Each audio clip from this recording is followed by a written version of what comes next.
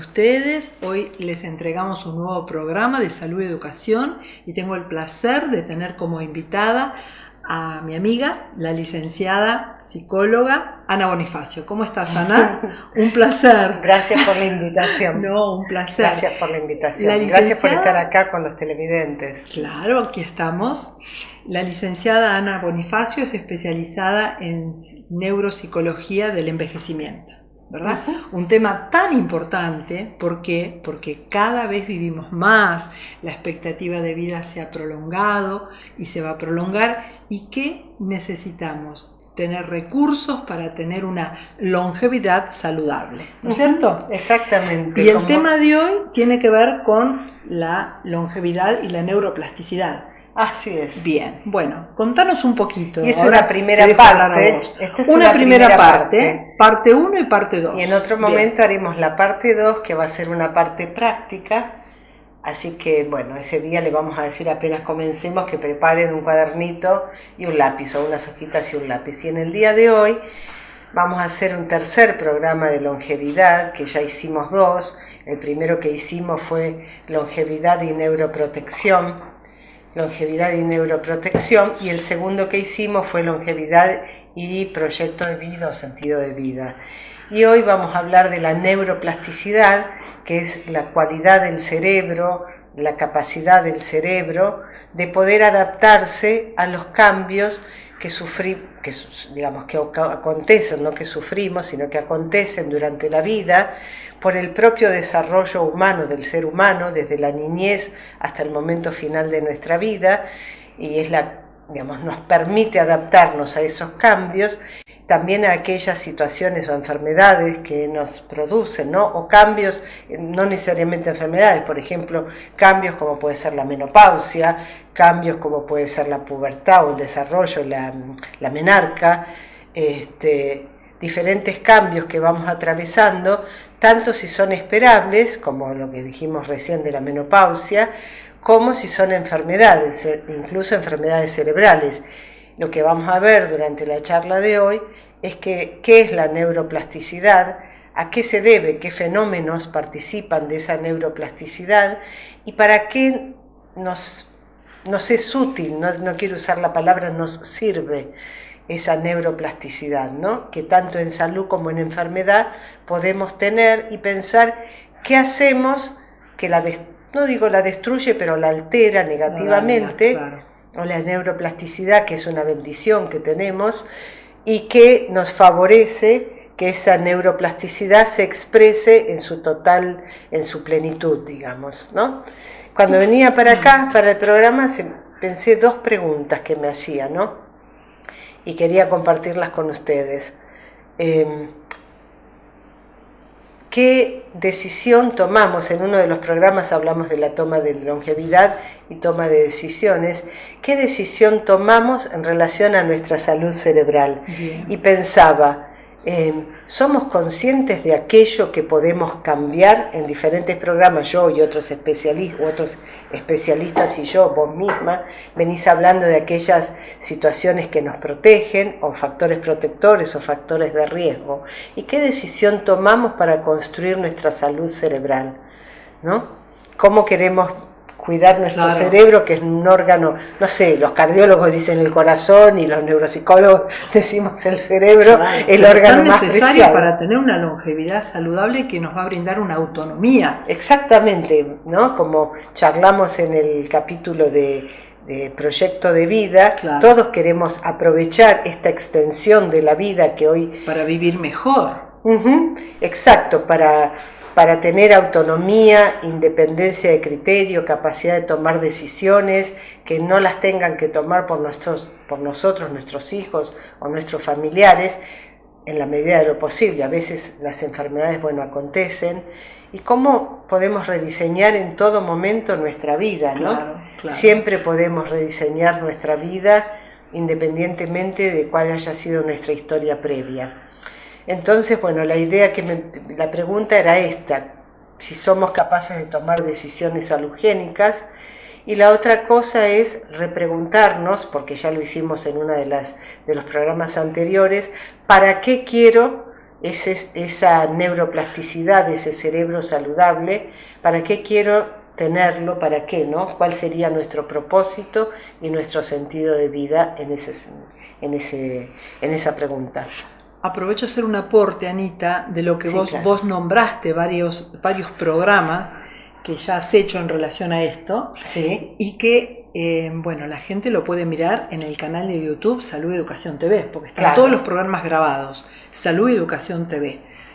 Hice ese aporte porque me parece importante, para Claro. que puedan tener un hilo conductor si les interesa la temática. Claro, porque en el primer programa hablamos de la neuroprotección, reflexionando y aportando información científica de cuáles son qué es la neuroprotección, un conjunto de estrategias que están a disposición para la salud cerebral, y que no es solamente cuando empezamos a envejecer que la tenemos que decir ahora voy a proteger mi cerebro, sino que empieza, lo discutimos en el programa, Sí, lo charlamos, en las primeras etapas de la vida, ¿no? Cuando incluso en la vida digamos en el útero, en la vida prenatal, cómo queremos cuidar, porque el cerebro se forma en los primeros momentos del periodo de desarrollo embrionario, en las primeras primeras 2 semanas de desarrollo. Claro, con todo ese desarrollo maravilloso, la migración. Cuando todavía la mujer no sabe que está embarazada. No, y a veces, claro, es maravilloso, ¿no? El desarrollo de la cresta neural. Claro, y cómo podemos cuidar y enseñar a nuestros hijos, a nuestros alumnos, a la población en general, cómo proteger el cerebro. Cada vez más se sabe de eso. Bueno, ahora y tenemos la que ir a una neuroplasticidad. pausa. ¿Querés dejar la definición para después? Sí, charlemos entonces, decimos la neuroplasticidad, esa capacidad, esa habilidad de ir modificando el cerebro, que el cerebro, no nosotros lo disponemos, sino que el cerebro modifica tanto su estructura como su función, a través de diferentes mecanismos que dejamos enunciado: neurogénesis, sinaptogénesis, poda neuronal, eficiencia, debilitamiento, fortalecimiento de la sinapsis, y otras que vamos a ver. Claro, sí, se modifica estructuralmente también. Sí, claro, la vida cotidiana se está modificando ahora mismo. Sí. Recuerdo un trabajo que leí que decía que habían hecho un trabajo en los taxistas de Londres, que tenían que tener tanto desarrollo para recordar todas las calles y todos los lugares, que tenían desarrollada una parte del cerebro específicamente que involucraba esa función. Sí, maravilloso. Claro, maravilloso. Bueno, vamos a una pausa y en un ratito volvemos. Muchas gracias.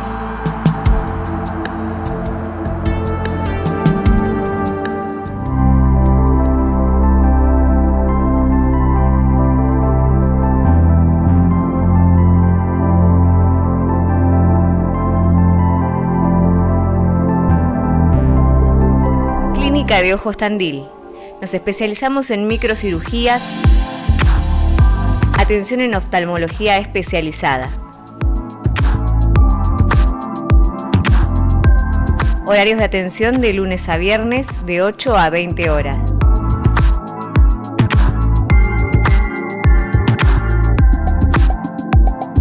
Comunicate al 444-8300. Y ahora también podés obtener tu turno por WhatsApp al 2494 54 60 61.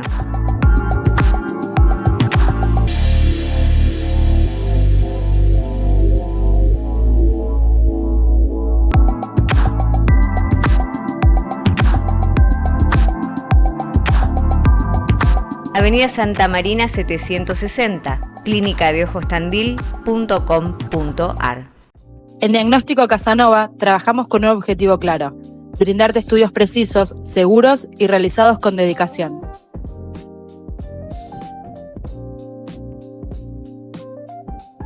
Más de 40 años cuidándote con la tecnología más avanzada de la ciudad, junto a un equipo profesional comprometido con tu bienestar.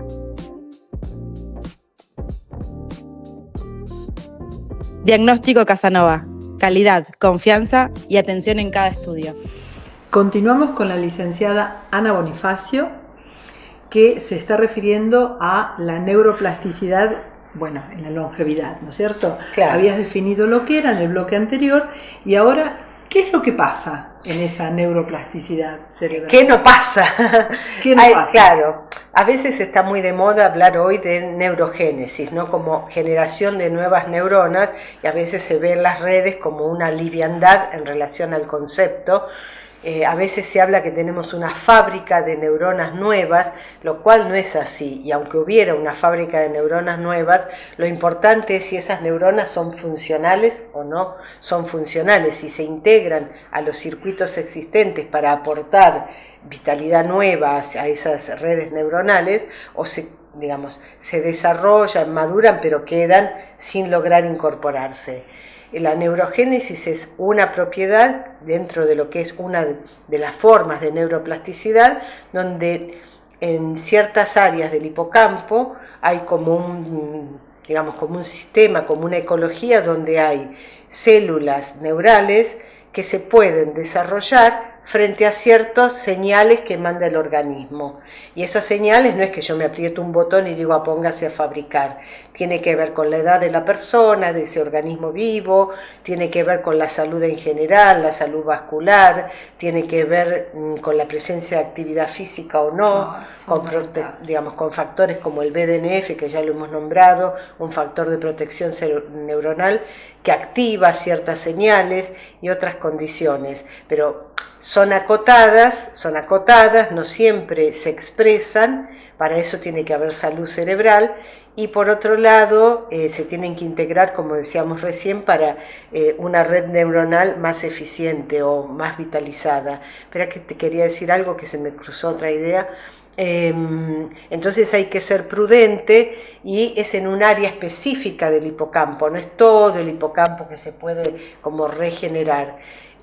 Hay muchos estudios, hay un argentino que estudiaba el canto de los pájaros, Notenbaum, no sé cómo se pronuncia bien el nombre, y que escuchaba que los pájaros iban cambiando su canto, ¿no? Entonces decía, bueno, acá hay algo para seguir estudiando, ¿qué pasa que no repite siempre lo mismo?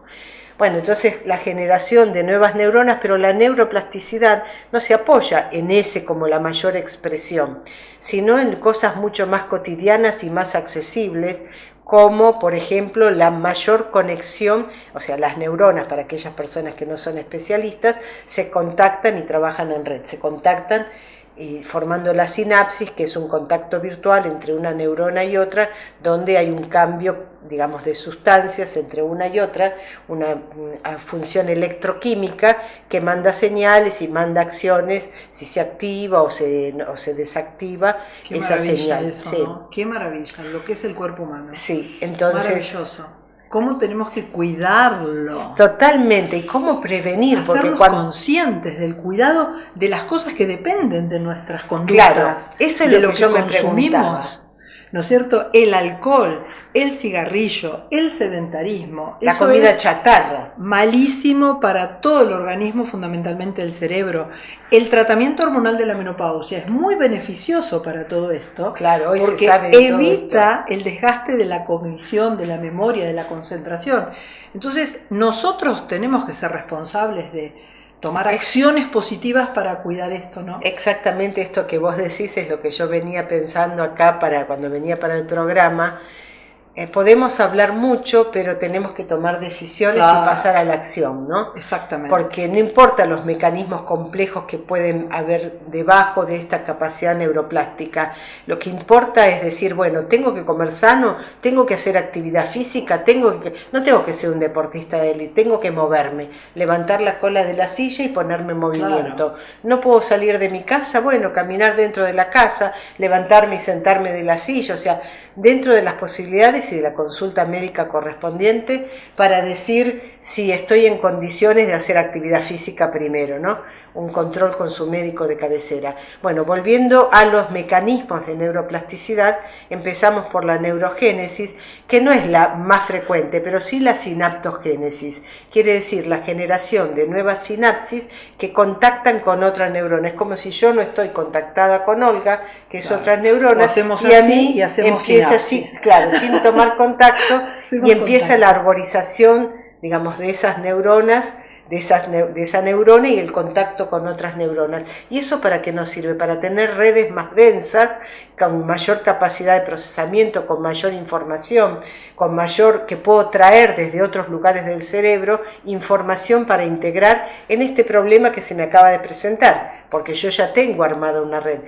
Cuando estudiamos un tema nuevo, cuando afrontamos desafíos cognitivos, estamos demandando nuestra capacidad cerebral y entonces el cerebro se va expandiendo. Esto es sinaptogénesis. También tiene otro mecanismo que es reforzar las redes ya existentes o debilitarlas.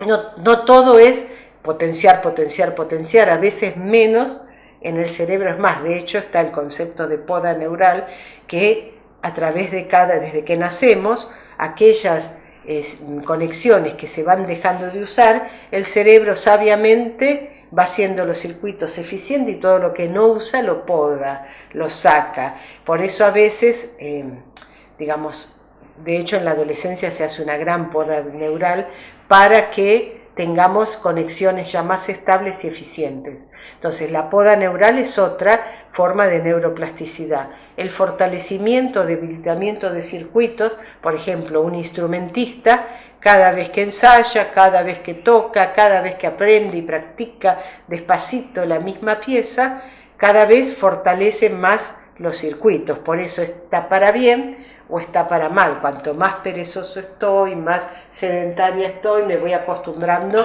a no salir del sillón scrolleando, ¿no?, en el celular. Sí. Y cada vez eso es la construcción de un hábito y cada vez cuesta más romper esa inercia que ya traemos. Entonces, la neuroplasticidad se basa en la neurogénesis, en la sinaptogénesis, en el fortalecimiento, debilitamiento de circuitos, de sinapsis, de determinados circuitos, también en la compensación, ¿no? El cerebro es una maravilla en la naturaleza.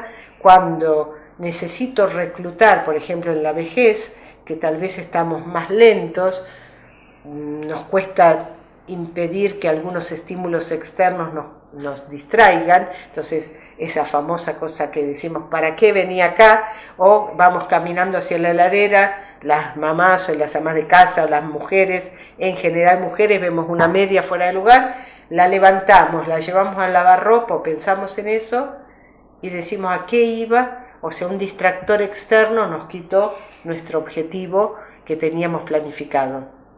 Entonces, muchas veces reclutamos, era la palabra que quería decir, nuestro cerebro recluta otras áreas, otras redes para compensar aquello que está ligeramente disminuido. Y yo acá quiero traer un concepto. Envejecimiento no es sinónimo de deterioro. El deterioro, la enfermedad neurológica neurodegenerativa, no es un destino del envejecimiento. Eso nos tenemos que grabar a fuego. Lo que es propio del envejecimiento, pero además no necesariamente a todo el mundo le puede ocurrir. Hay una parte de la población que son personas que tienen un envejecimiento cerebral o un envejecimiento general que se llama exitoso, no exitista, sino que no tienen enfermedades graves, que no han tenido una vida con detractores o con noxas cerebrales, con cigarrillo, bebida, drogas, que han comido sano, como gente que vive en las famosas zonas azules, sí, que tienen una salud integral, no tanto física como mentalmente. Entonces, es importante reunir todas esas condiciones que estamos hablando ahora para esta salud cerebral, compensando. Porque si tenemos una disminución, eso estaba diciendo, ¿no? La declinación, fíjate, me acabo yo de ser víctima de lo que estoy explicando. Como quise hacer un aporte en mi línea de pensamiento, perdí el puntero que dice dónde estaba, pero lo recuperé rápidamente. Entonces sí, eso nos pasa y es natural, pero eso es declive cognitivo, no es deterioro cognitivo. Bien. Entonces los fenómenos de declive cognitivo son los propios de la edad, como hay más arrugas, hay menos colágeno y diferentes cosas. Y el cerebro es inteligente y tiene autonomía y recluta a otras áreas para lograr el objetivo. Bien. Bueno, tenemos que ir a una pausa. ¿Cómo no? Para evitar el deterioro, digamos, el cerebro necesita que le llegue sangre con oxígeno, necesita tener las irrigaciones vasculares, arteriales, que estén limpias, esas arterias, que no tengan aterosclerosis, que no disminuyan su calibre, porque ahí, con los malos hábitos o con algunas enfermedades, es lo que puede ocurrir, ¿no es cierto? Tal cual, ¿no? La que lleva falta de llegada de nutrientes. nutrientes y de oxígeno. Por eso es importante practicar una vida saludable, estilos de vida saludables, para mantener la salud de todos los órganos del cuerpo. En este momento estamos hablando de la salud cerebral. Bueno, vamos a una pausa, Anita. ¿Cómo no? ¿Cómo no? Volvemos en un minutito. Muchas gracias.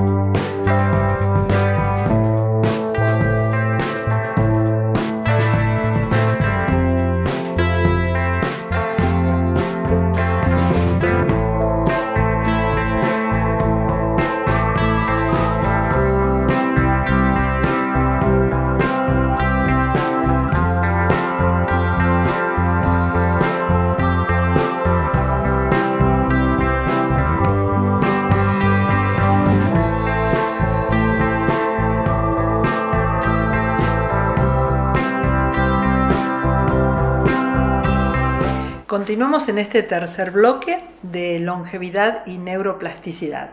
Bueno, Ana, ¿cómo cerramos este programa que está tan hermoso?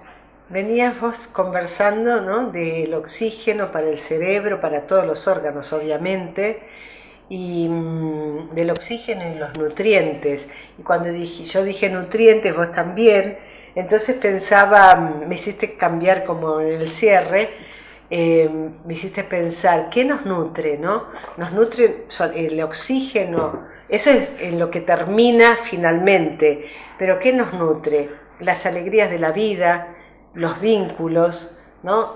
Buena música, nuestros intereses, sobre todo las relaciones humanas. Los seres humanos necesitamos de los otros, y lo que cada vez se ve más, que hay una sensación de soledad en las personas. No solamente yo lo veo en la clínica, vos lo ves en el consultorio, o sea, en el consultorio, en tu consultorio, en otros profesionales que hablan del sentimiento de soledad, soledad de sí mismo estando acompañado. O sea, el otro día un paciente me dijo, siento soledad de mí mismo, me siento perdido, ¿no? O sea, hay mucha conexión digital, pero hay poco contacto humano. Por eso los vínculos, pero vínculos reales, claro, pero vínculos reales, saber que uno cuenta, ¿no?, que está ahí conectado y habla, y mientras habla, yo a veces veo reuniones que la gente apaga la cámara y estamos en clase y no ves la cara de quien te hace una pregunta. Es una situación difícil, es horrible, que tenemos que pensar cómo nos nutrimos. No es solamente la comida, la bebida, no tomar bebida, sino también... que yo como médica hablé de los nutrientes biológicos, vos como psicóloga estás hablando de los nutrientes emocionales. Y nos estamos complementando muy bien, Anita. Está buenísimo, ¿no? Digamos, dejar prejuicios de lado. En la longevidad, que hablamos muy en detalle, la longevidad no es solo la extensión de la vida. La longevidad es esa extensión que nos facilitó la ciencia, las tecnologías, el ambiente cada vez mejor. ¿Cómo queremos habitarlos? Los vínculos, hay que volver al contacto humano. En otros países no podemos creer, el Ministerio de la Soledad, la gente fallece y fallece sola, se entera, ni el portero se entera, porque nadie va a ver que alguien no aparece en el palier. ¿No? Entonces, bueno, y dentro de las cosas que alimentan esta neuroplasticidad, que lo vamos a ver en el próximo, en la segunda parte, que vamos a hacer algunos ejercicios, tiene que ver con lo que ya dijimos, el bailar. El bailar es una alegría pero infinita, que no hace falta ser un gran bailarín ni tampoco ir a un boliche. El bailar, yo tengo pacientes que son casi de 90 y bailan escuchan música y bailan en su casa, que trae alegría de vivir. Trae, la pregunta, ¿por qué salgo de la cama a la mañana? ¿Qué me motiva para salir a la mañana de la cama? Mis vínculos, mis proyectos. Entonces esta bendición, porque a principios del siglo XX se creía que el cerebro era estático. Una vez que llegábamos a la adultez, ese cerebro no se desarrollaba más, al contrario, había una perspectiva, porque no había instrumentos como ahora, neuroimágenes, microscopios de altísima potencia, entonces se creía que el cerebro se desarrollaba hasta la adultez y después lo único que pasaba era la muerte neuronal. Y no, hoy sabemos todas estas cosas de todas estas propiedades de la neuroplasticidad, entonces cómo aprovecharla dejar un mensaje, no ser responsable sobre el propio desarrollo, sobre cómo hay una frase que dice esculpir el cerebro, ¿no? Que uno es el escultor de su propio cerebro. ¿Cuál sería la función qué es esculpir? Es modelar algo a través de de aquellas cuestiones que me nutren, ¿no? Para tener oxígeno y nutrientes no hay que comer chatarra, hay que tener arterias que esté circulando bien la sangre, y para estar bien emocionalmente, que nuestro cerebro principalmente es emocional. Después vienen los aspectos racionales del ser humano.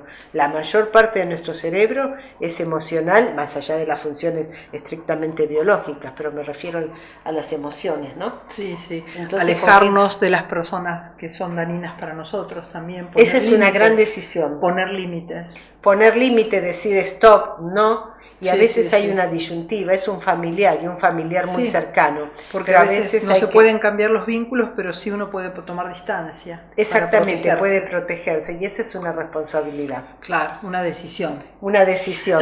Entonces ahora vuelvo a dejar las preguntas, ¿no? ¿Cómo queremos de qué manera queremos construir nuestra salud cerebral? Tener discernimiento para poder decir esto sí y esto no.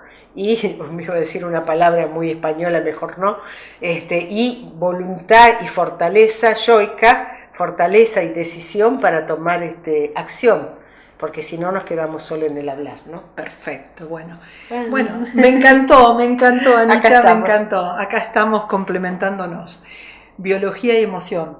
Claro, ahí está, biología y emoción. Bueno, me encantó, muchísimas gracias por todo este aporte. Invitamos a ver el próximo programa, que es la parte 2, ¿no es cierto?, que va a ser un poquito práctica, acá por lo que cuenta Ana, y nos vemos la próxima semana. Muchísimas gracias por acompañarnos, muchísimas gracias a los auspiciantes de este programa, y también invitamos a que miren en el canal de YouTube Salud y Educación TV. Muchas gracias, hasta la próxima.